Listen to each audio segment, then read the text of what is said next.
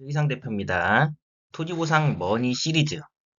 그 첫 번째 순서로 토지보상 자금은 결국 누구의 것인가? 네, 저는 이제 증권사에서 근무를 하고 있고요. 국가, 지자체, 사업 시행자에게도 이익인 방법을 공유해 보려고 이 영상을 찍고 있습니다. 이번 편에는 토지보상에 관한 자금의 역학관계를 한번 설명해 보려고 하는데요. 제가 국토부에 가서 한번 물어봤습니다.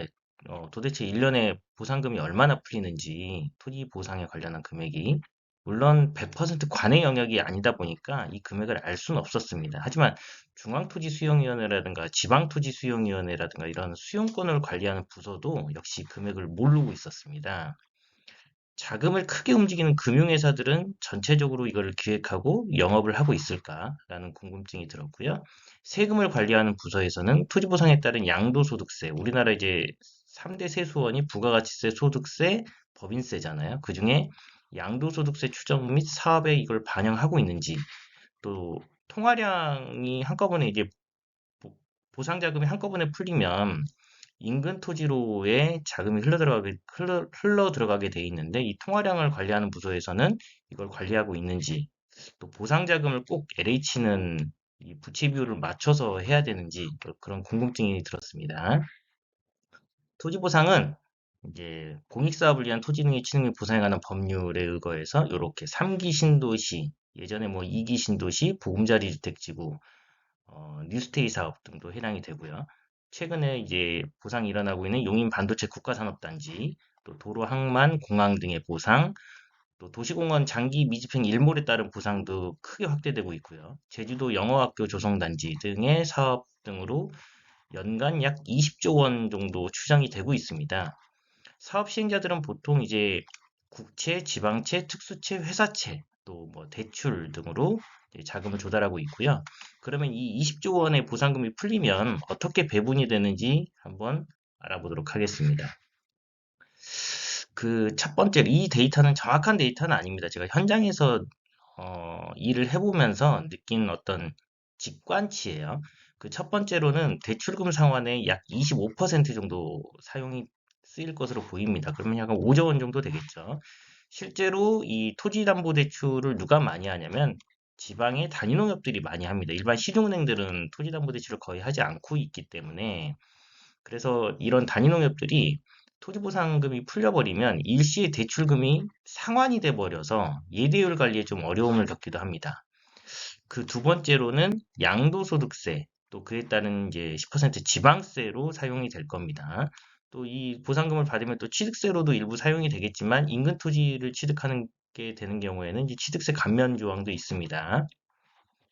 약 이 양도소득세와 지방세도 사람마다 과표율이 좀 다르겠지만 대략 한 25% 정도, 보상금이 한 20조 원 정도 풀린다고 가정을 하면 5조 원 정도는 이제 양도소득세와 지방세로 쓰이지 않을까라고 생각이 됩니다.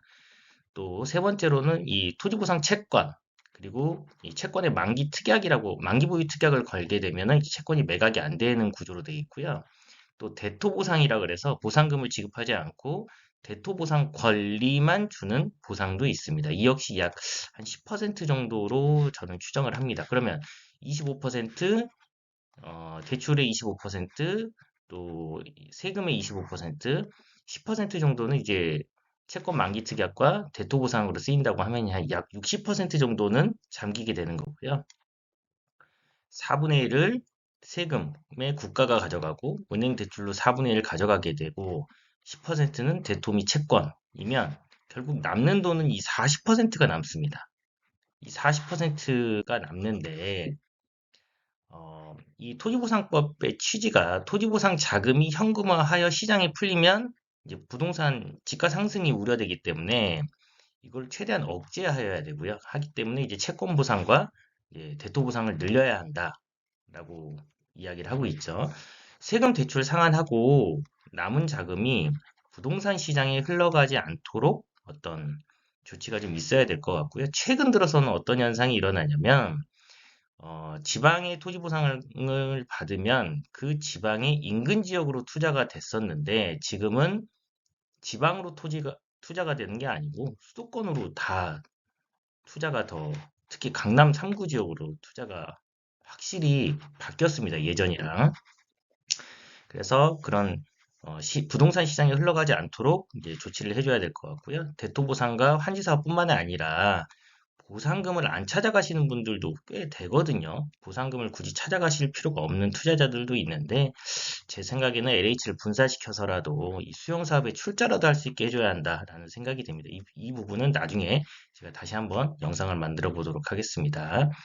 최근 들어서 자식들한테 증여하는 거와 수도권 주택으로 많이 이동이 되고 있기 때문에 이것을 막아야 한다.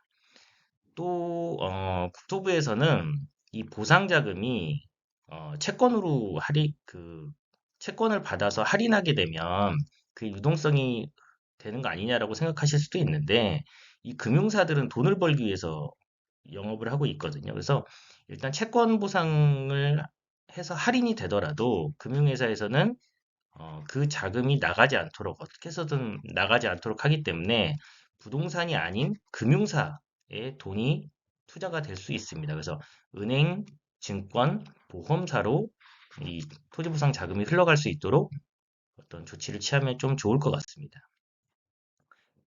한 40%의 유동성 자금 중에 그중에 한 30% 정도는 이제 투자가 가능한 잉여 자금이거든요, 확실히. 그래서 LH 사업을 활용해서 투자처로 사용될 수 있는 기회를 좀 열어주면 좋겠다. 특히 이제 지방 및 산업 자금으로 LH가 기획해서 제공을 해주면 훨씬 좋을 것 같고요.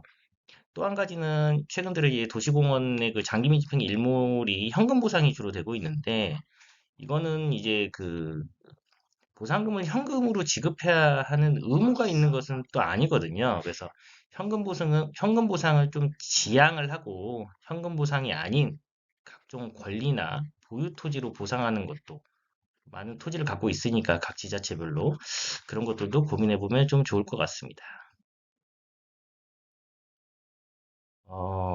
저희끼리 보상 현장에서 농담 삼아 그런 얘기도 합니다. 땅을 세 번만 수용하면 국가는 아무것도 안 하고 땅을 공짜로 가져갈 수 있다. 예. 세 번 수용을 하면은 양도소득세로 거의 25% 정도 가져가 버리기 때문에 국가는 아무것도 안 하고 땅을 그냥 가져갈 수 있는 거예요. 그래서 보상을 하면 할수록 국가는 양도소득세 재원이 발생하게 됩니다. 이 재원을 또 이제 여러 가지 복지 사업에 활용할 수 있기 때문에 보상을 많이 하는 것도 고민해 볼 필요가 있다라는 생각이 들고요. 민간 시장에서는 전체 보상 시장의 약 1%의 자금을 가지고도 치열한 영업 전쟁이 발생하고 있습니다. 하지만 가장 큰 어떤 헤게모니를 쥐고 있는 국가가 이걸 좀 방관하고 있는 것 같아요. 그래서 보상 자금에 대해서 전체적으로 국가가 세금도 많이 걷고 또 부동산 자금으로 흘러들어가지 않고 산업 자금, 금융 자본으로 활용할 수 있는 다양한 방법을 모색했으면 좋겠습니다.